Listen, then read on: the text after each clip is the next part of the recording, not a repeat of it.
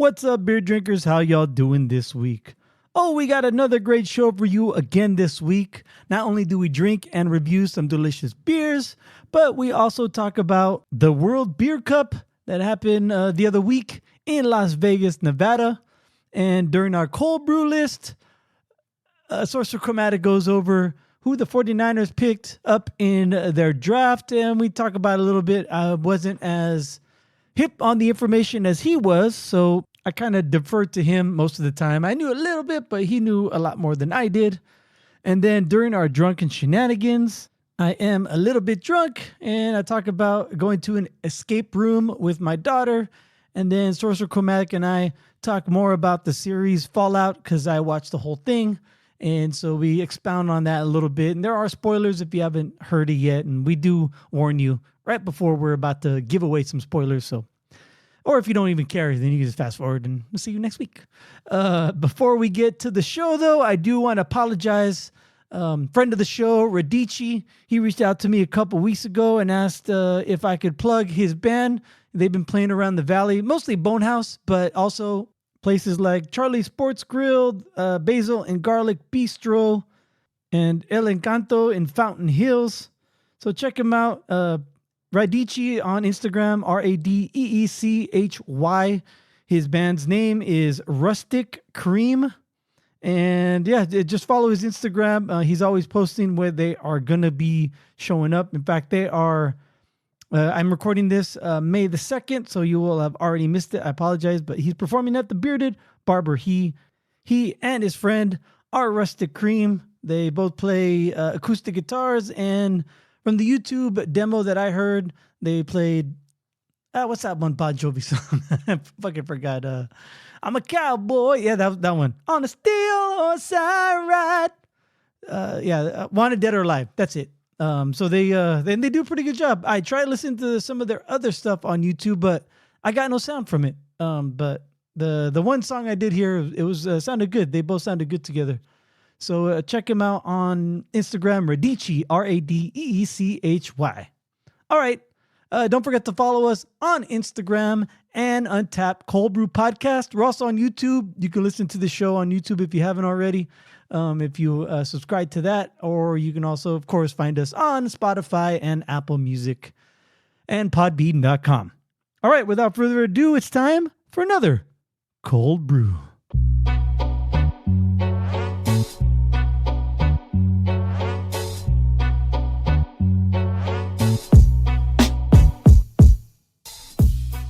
Coming at you pre-recorded from Cöld Brüe Studios. I am Greg.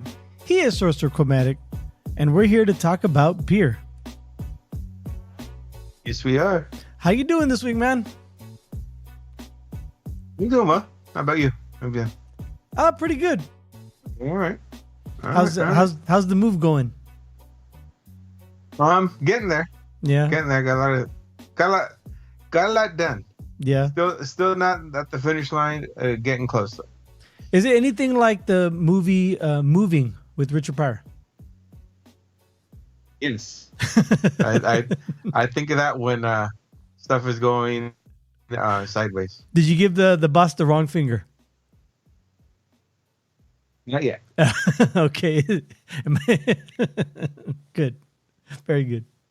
All right. You ready to talk about some beer? Yes, I am. All right, cool. All right. So I have in front of me from our good friends in... Where are they out of? They are out of Thousand Oaks, California. I have by Tarantula Hill Brewing Company, the Cali Day IPA. It is an IPA, of course. It is, let's see here. This is our crushable lighter IPA with a whopping dose of Laurel and Mosaic. From Diego to the Bay, we're all Cali kids. The malt in it is two-row malted wheat and Pilsner. And the hops, like I said, is Mosaic and Laurel. And it has a... Where's the ABV? They don't have the ABV listed here. I'll look it up. Wait. Oh, it's 16 ounce... 6.2% IPA. It's like a pink background with the teal font, so I couldn't see it right away. Nevertheless... Cali Day IPA pop off. What do you got? I have from our friends up at Moonlight Brewing out in Santa Rosa. I have their Twist of Fate Red Ale. Ooh, okay. This red ale is all about rich and complex and delicious. We blend 12 malts and 6 hops to get the perfect balance of roast and sweetness from the malt, playing nicely with aroma and bitterness from hops. Did you say 12 malts? Yeah. Wow.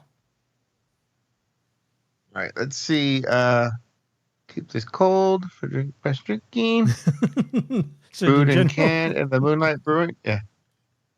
Brewed and canned at the Moonlight Brewing Company, Santa Rosa. Come taste our tap. Okay. Delicious by every measure. So it could be 1/248th of a U.S. barrel, or 473 milliliters, or 1 U.S. pint, or 16 fluid ounces. Hey, it's some math for you. Yeah. Math nerds. Break it down. All right. Well, any further ado, pop off. All right. So this Cali Day IPA, it pours a very like straw color, very light IPA color, and it's a little hazy. It's not super duper 100% clear. I would say it's like 90% clear. It's got it's very light and not too bitter up front, but it is bitter so it's smooth up front, a little bit bitter on the backside, a little citrus, floral hops. So yeah, there's a lot of like floralness, a lot of flower. It's almost like I wouldn't say you're drinking a flower shop, but you know, it's got a little residue in there of flower shop, and a little bit of pine on the backside too. So it's good. It's not great. It's not my cup of tea. Not my pint of beer, but it's a good IPA for you hopheads out there. Laurel or floral. Mosaic, I know floral or laurel, I should say. I thought it was floral. Laurel hops are new to me. So if they called it laurel because it's got the floral flavor profile, then good job. Good job naming your fucking hops. Good job. How's your beer? My beer is nice. Real quick, going back to Moonlight Brewing, you know, I remember they kind of made a name for themselves with that Death and Taxes, the black lager. And not a lot of people do a black lager. Yeah. And that's what caught my eye. This red ale, it's nice. I mean, I think the amber's branch of beers, malt forward yet, but they got some good balance with the hops in this one. I'm liking it. This very tastes nice. Like a very layered beer. I remember now I was thinking like, why does Moonlight sound familiar? And after you mentioned the black lager, now I remember. I was thinking, 2 blocks away from where we grew up, the bowling alley was called Moonlight. But I was like, no, there was something else. Then when you brought up the black lager, now I remember. Enjoying this. Very hearty beer. Cool. All right. We will rate these beers later during our Untapped portion of the show. Don't forget to follow us on Untapped. Search Cöld Brüe Podcast and friend us and we'll friend you back. But right now, it's time for some beer news.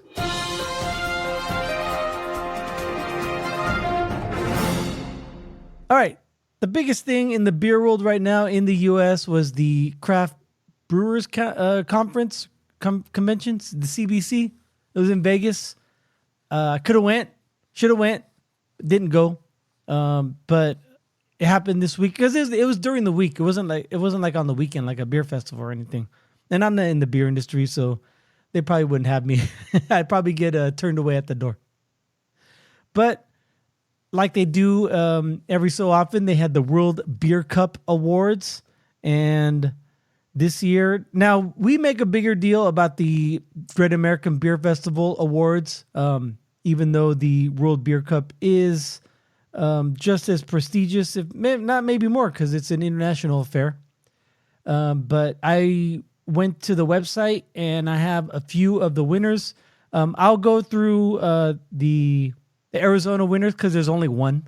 There's only one beer that won anything at the World Beer Cup this year from Arizona, and it's from Oso Brewery in Gilbert. They won a silver medal for their beer Sudoku in the Herb and Spice Beer Award. Herb and Spice Beer Award.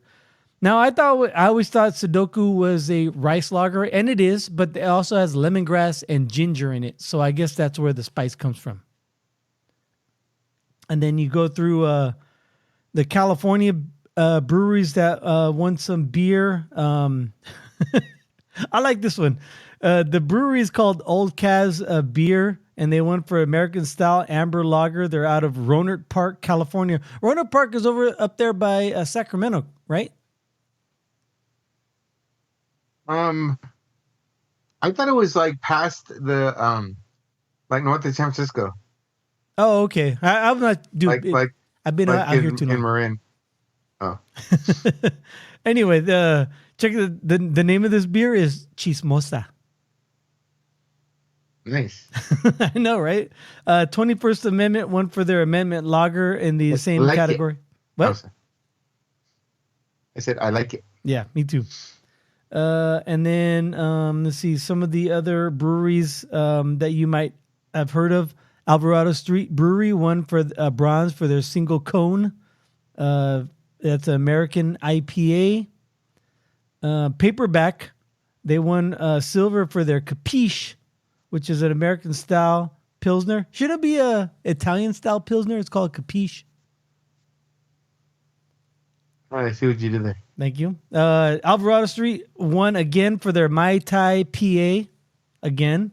They always win for that. They always win something for their Mai Tai PA, right? Seems like it. And you know what? To be honest, I'm not a big fan of their Mai Tai PA. I've had it a few times, and I always want to like it, but every time I tried it, I'm like, I can see why people like it, but it's not my thing. Do you remember the last time you had it? I get what you're saying. No, I don't. Wasn't it at Firestone, but the white, like the variant one? I want to say no on top of that too. Okay. However, like I know whenever they're at Firestone, I don't get that one. I try to get something else, something that they're featuring for the event rather than regular selling every day. Oh yeah. I know what you're talking about. That one is a very big one for them in a lot of ways. Yeah, good for them. But yes, it's not our cup of beer.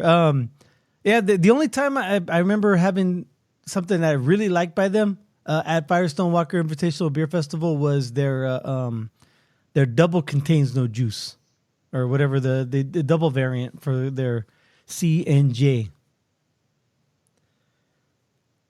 Let's see some other people that you might recognize. Green Cheek, they won. Odell, Prost. You just go to the what do you call it? The worldbeercup.org website. You can see all the beers that won medals to see if any of your favorite breweries won anything. But as far as Arizona, which is the state I live in, they won one. California won a bunch. I would say, hazard a guess, just to cruise up and down, maybe about 15 or 20 beers won awards at the World Beer Cup. Let me look, see if any international beers won. They called it World Beer Cup, but are any of them from something other than the U.S.? Oh yeah, so here's one from Mexico, a few from Chile. Hold on, I just saw the filter or the sorter, I should say. Oh, Japan. Let's see, Spring Valley Brewery out of Japan won for their Shibuya, which is an American wheat beer. Who else? Another Japan one. Japan, Australia, Mexico, couple Canadas, Netherlands, France, Argentina, New Zealand. So yeah, this is definitely a Brazil World Beer Cup. Peru, Korea. Oh, China. Oh yeah, China's got that snow beer. Peru, another. So yeah, it's definitely a international flair to the World Beer Cup. So that's good. I like that. All right, that's the biggest news story. I haven't heard any controversy. I remember it was a couple years ago. Some people were upset at the CBC for holding their convention in Tennessee because of all the, I guess the laws that they have that are anti-gay and just the non-inclusive laws, I should say. But this year is in Vegas. I guess a lot of people don't have a problem with Vegas. Do you have a problem with Vegas? Yeah, I remember that the whole the certain laws made the locations unappealing for some, or some felt offended, or I wouldn't go as far as say unsafe, but they didn't feel comfortable being there. Yeah, that they weren't included when and I get it. I don't feel that way as they do, but I understand where they're coming from. I get what you're saying. Yeah. All right, that's all I have this week. Hopefully, I'll find some stories that came out of the CBC. Maybe it's just a little bit too soon, and next week I'll have some of the stuff that went on, the shenanigans that went on out there. But so you know what that means? I do. It's time for everyone's favorite segment on Cöld Brüe because it's my favorite segment. It's time for the Cöld Brüe List. Dun, dun, dun, dun. Let me ask you this. Did you watch the NFL draft? Oh yeah, I watched a little bit of it. I didn't watch the whole thing. Okay. So I have a list of players my team has got. Okay. So yes, here's here's a segment for 49er fans and football fans in general, and 49er haters. Really, if you think about it, the haters are your biggest fans, right? They want to know what we're doing. All right, so recap what I was doing this week.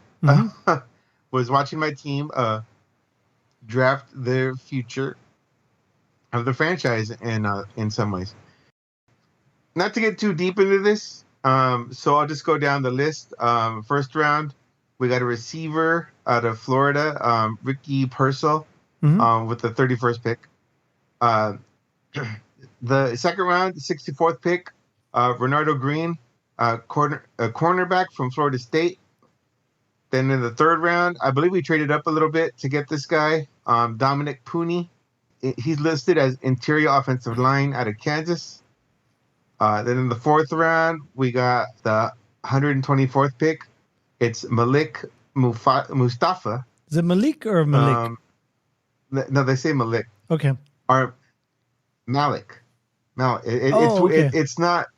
It's not the It's not the pronunciation you think you're familiar. The more common pronunciation, right? Yeah. Then again, round 4, we got the 129th pick, and we got Isaac. I can't even say this. Guerrero.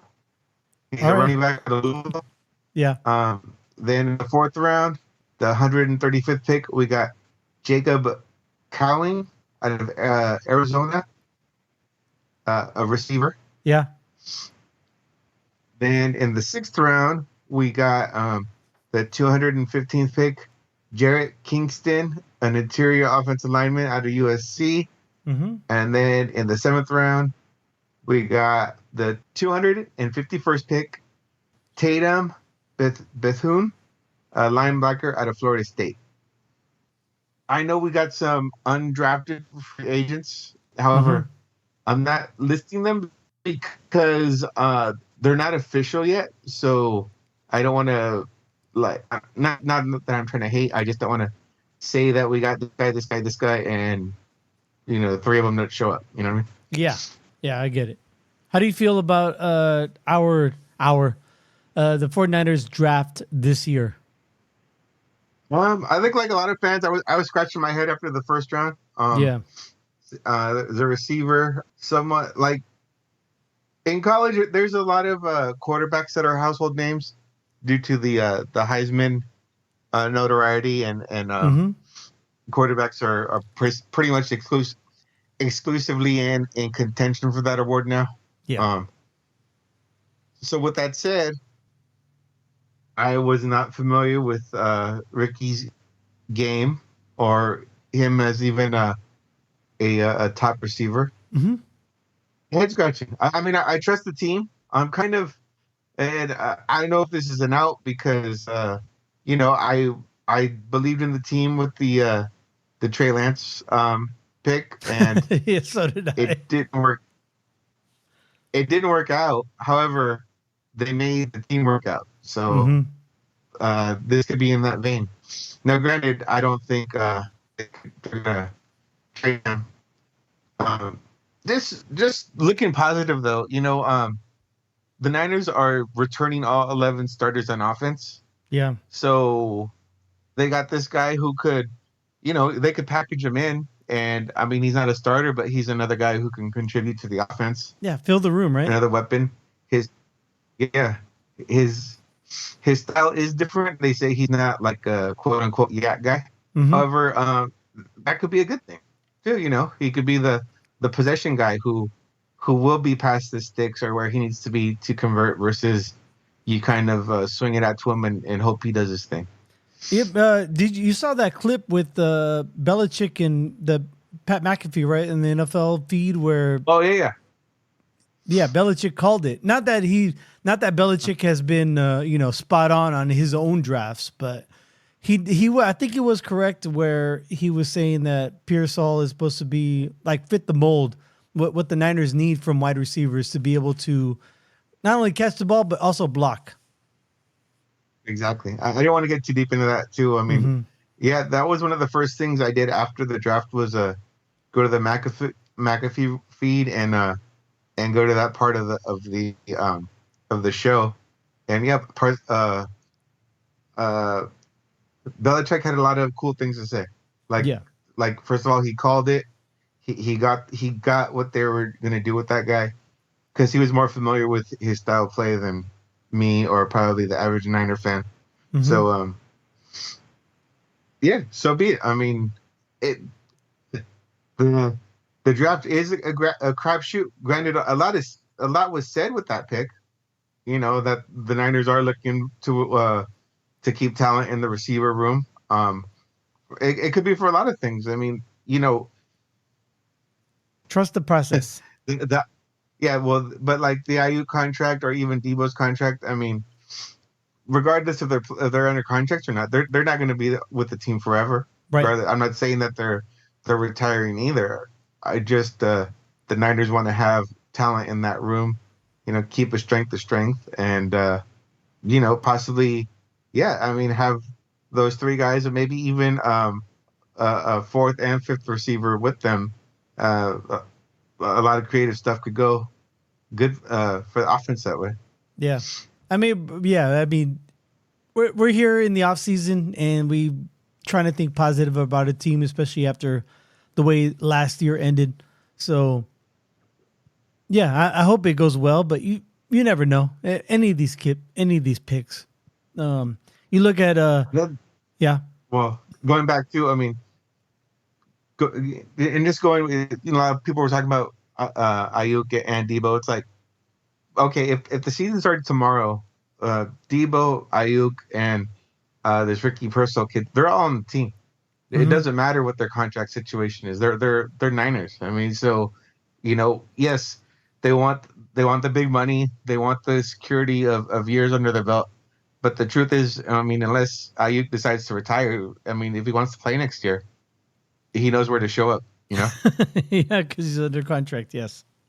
Right. I mean, they are under contract. I mean, yes, ideally they want a better contract, and yeah, the Niners could probably get benefit with a lower cap figure and all that as well. So I mean, the season hasn't started yet, but if it did, he's still a Niner. So what's Yeah.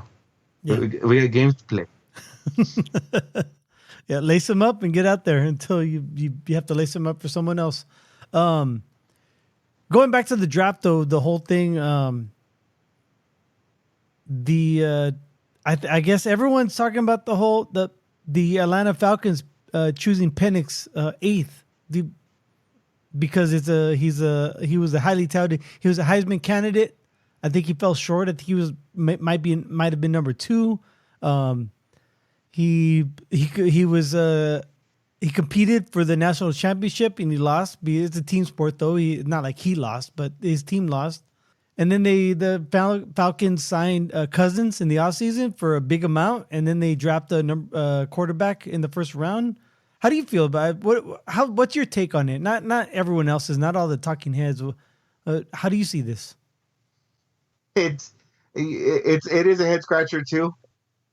The fact is that the Atlanta probably wasn't getting a good deal for anyone trading up. Yeah, they probably wanted a quarter. I mean, ideally, and this goes back to what Belichick said before the draft. Even like he kind of did a show a couple days, either a week before or even the Monday before the draft on McAfee. Yeah, and he was just saying that the importance of the first round to the franchise is that 5th-year option.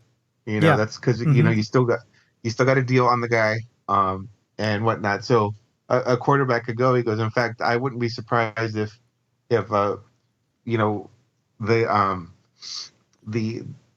guys picking 30, 31, 32 trade out just because they finished the year well, and it's worth it to other franchises to have that 5th year. So going forward with that, yeah, maybe Atlanta was trying to get down the board just to get some more assets, and the deal wasn't there. Yeah. So they wanted the guy on the 5-year deal. Bam, let's pull the trigger.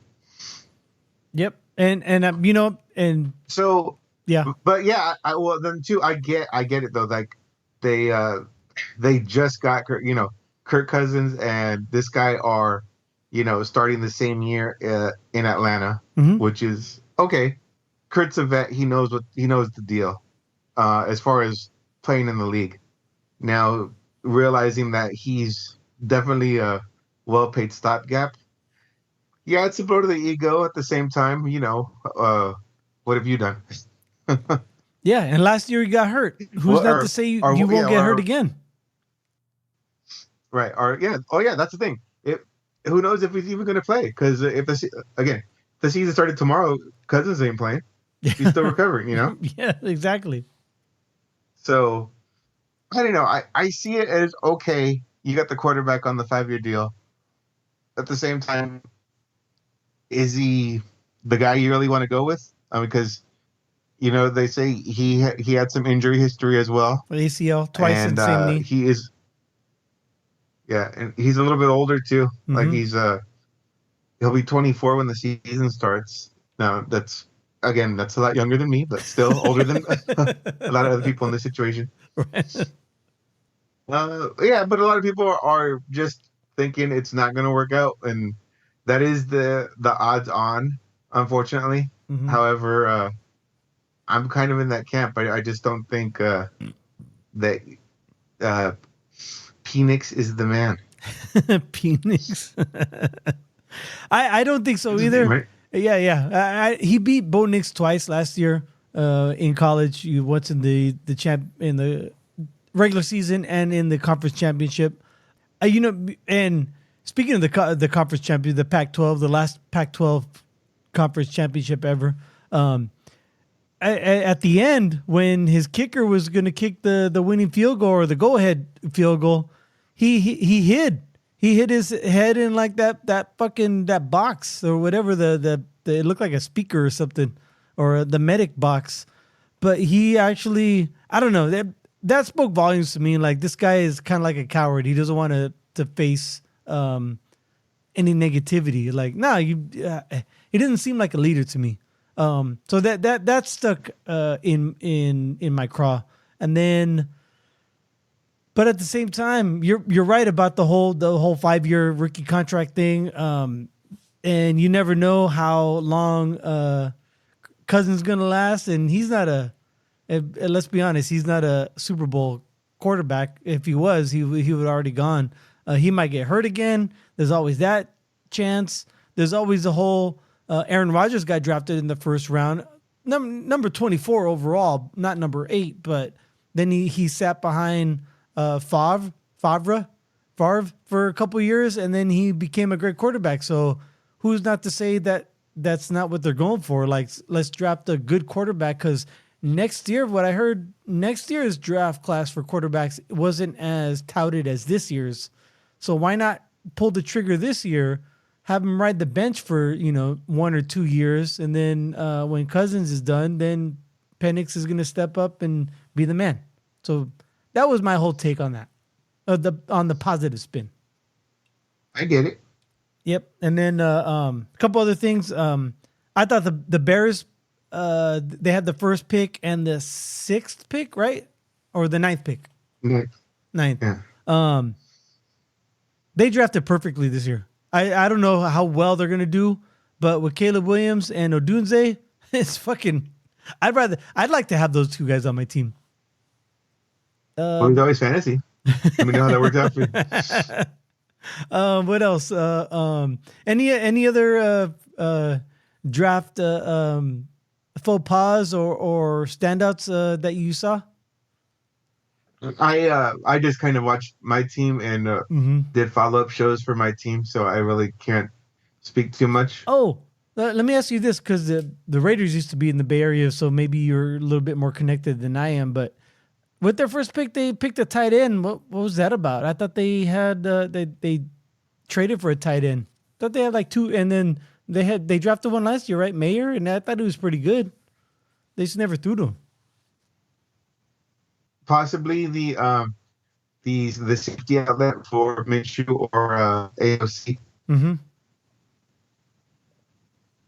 He's touted as a good offensive weapon too. So maybe he'll slot line up as well too. Maybe just that. Oh, he can line up in the slot of package. Yeah. Oh wow. I mean, there's a lot of motion this in the last couple seasons in the NFL. So even if you line up against the tackle, you can still motion out and still be on the line. So yeah, I get that. All right, so moving right along. How's your beer treating you, man? Good. I'm enjoying this one. It's very flavorful. Definitely not a crusher or a pounder. It's just very balanced. In both ways. It's rich in malt and rich in hops. Wow. A twofer. All right. What'd you have again? I forgot. From Moonlight Brewing, Twist of Fate Red Ale. Moonlight Twist. There it is.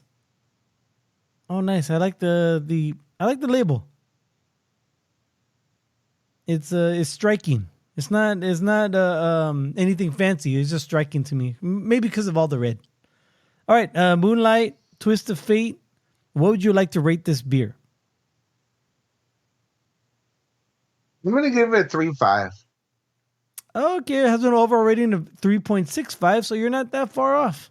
If we were still subscribed, you could have given it a 3.6, but nevertheless, 3.5. What notes would you like to leave?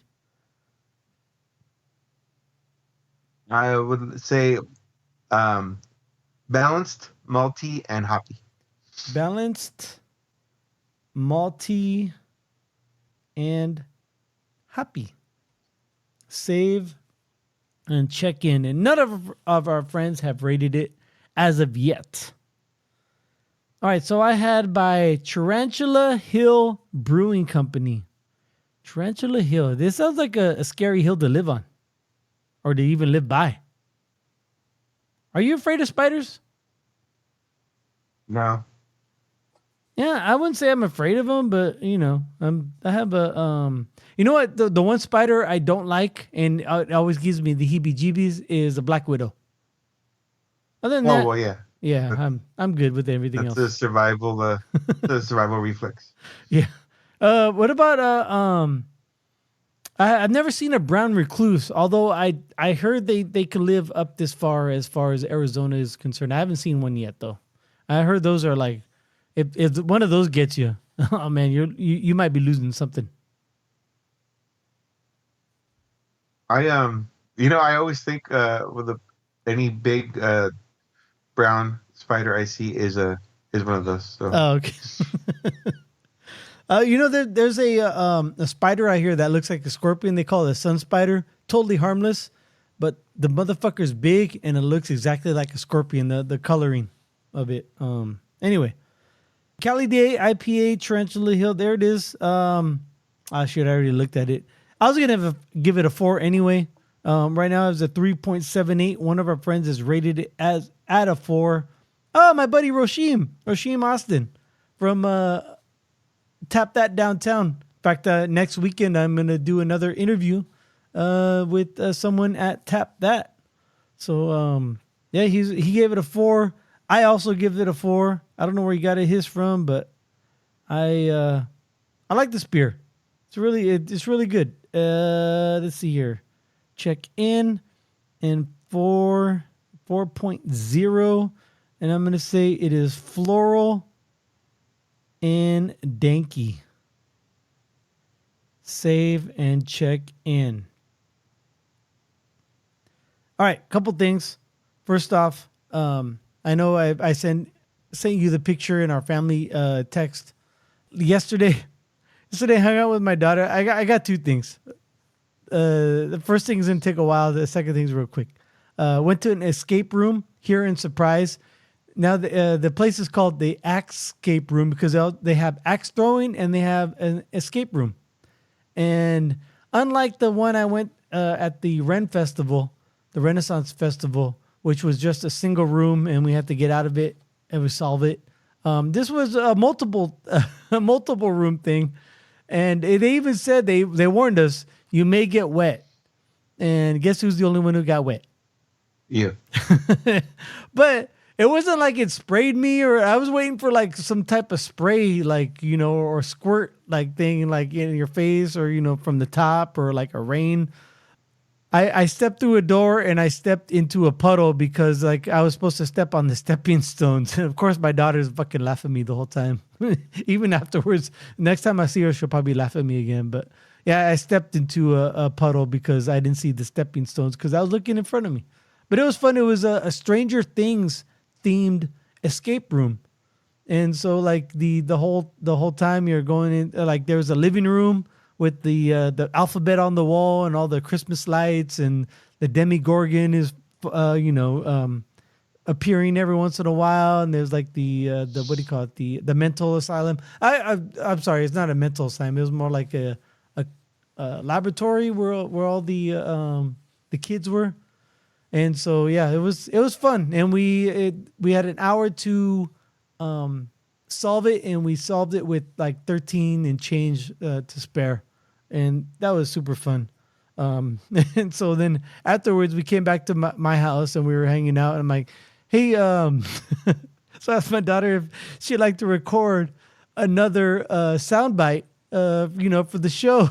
And she's like, nah, I think our fans need a break.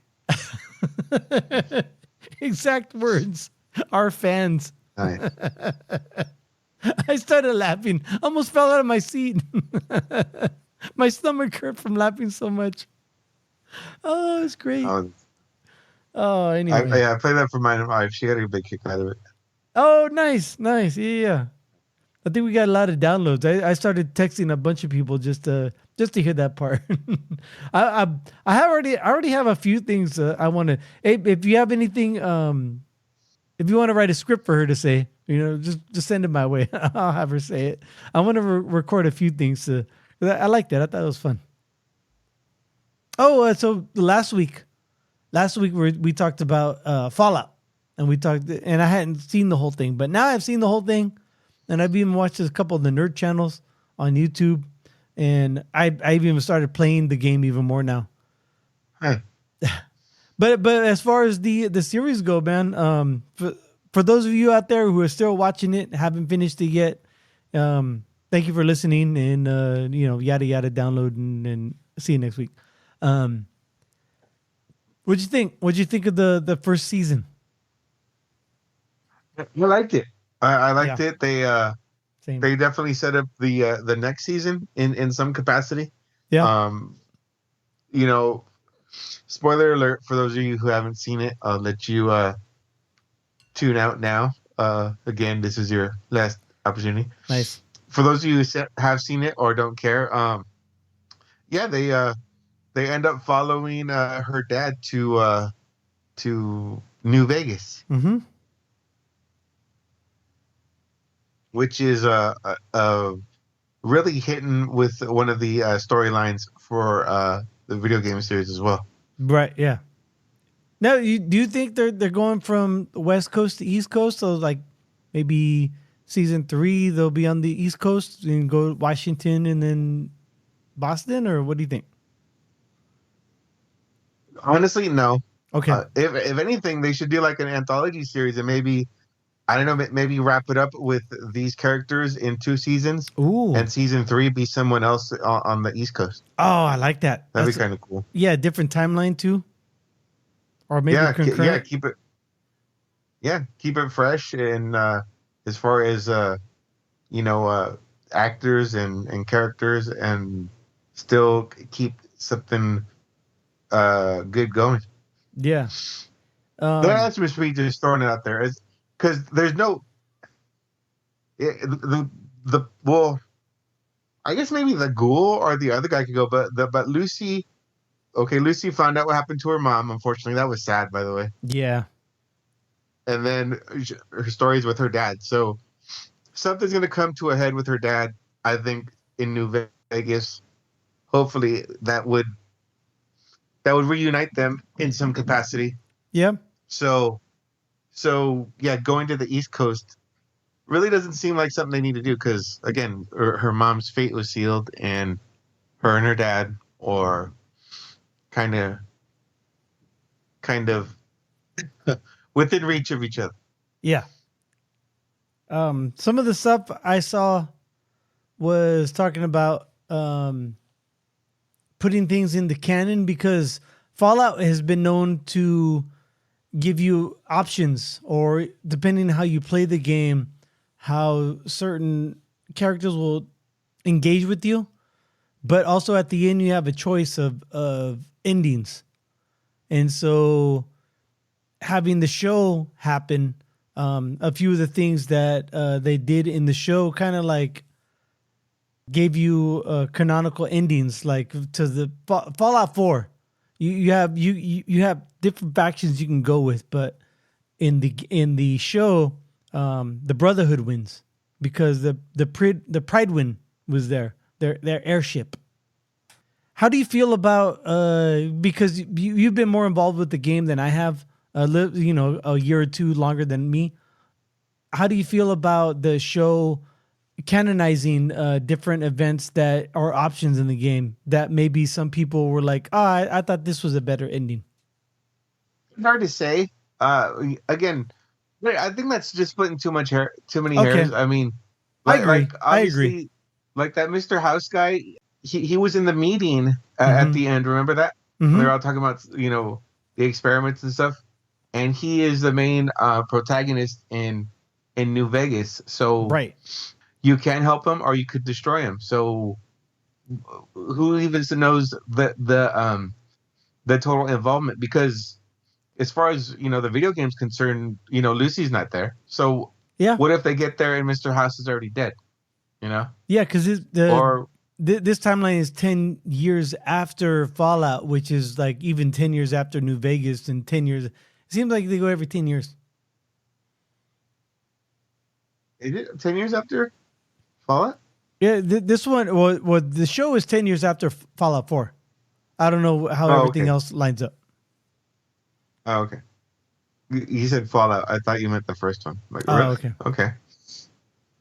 Okay, so going back to what I was saying is, yeah, who knows?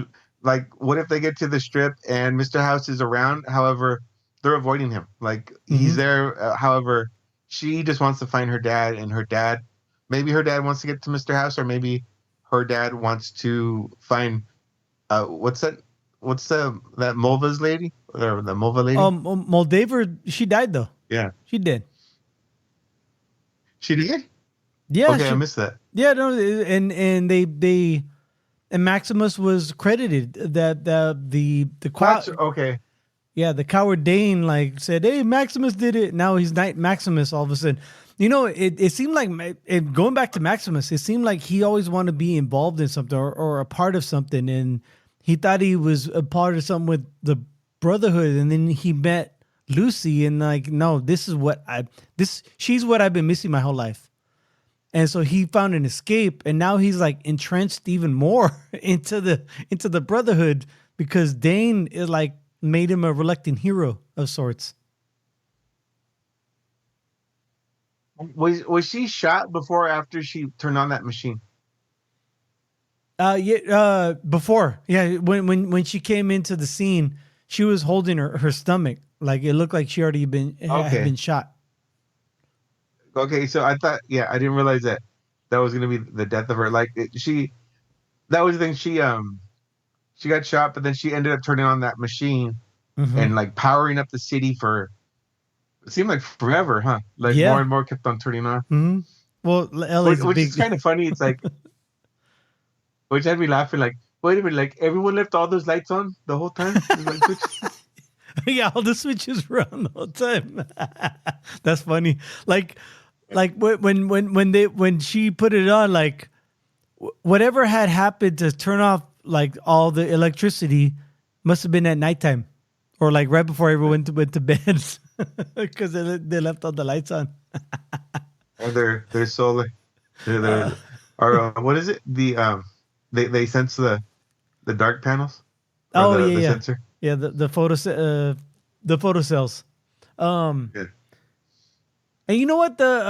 It seems like Moldaver just wanted to have that as a legacy. And I thought for a second Moldaver saved Lucy's mom because she wanted to prove a point to Lucy's dad, and maybe in retrospect to Lucy, or in the heat of the moment to Lucy too. I think Moldaver and Lucy's mom were in a relationship,